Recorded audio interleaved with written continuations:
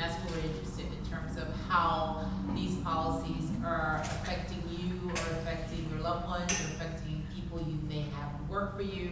And ultimately to see what the potential or what the real life, impact is going to be here in South Florida, which is a very diverse community, and is feeling it from all sides.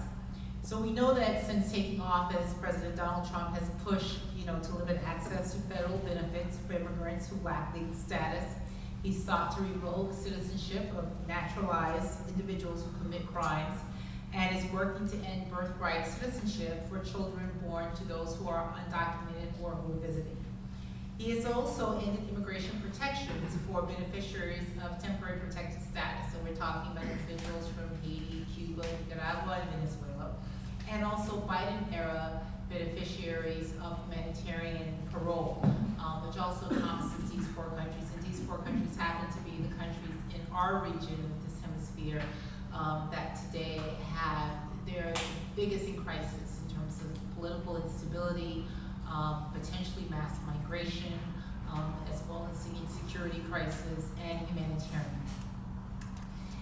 And while he's doing all of this, he has called on U.S. Immigration and Customs Enforcement to deliver on his promise of carrying out the single largest mass deportation in U.S. history.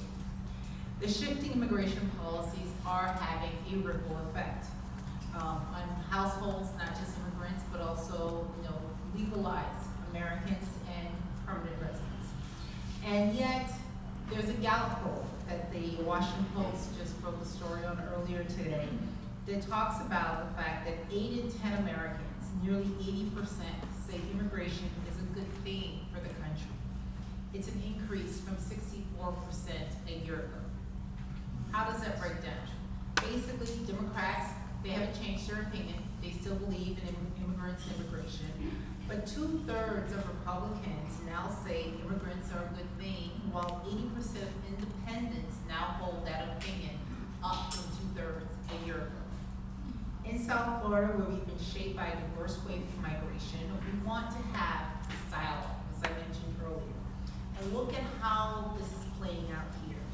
We're going to hear from individuals who come in contact every day with those who are undocumented, or those who are afraid, or those who are their relatives.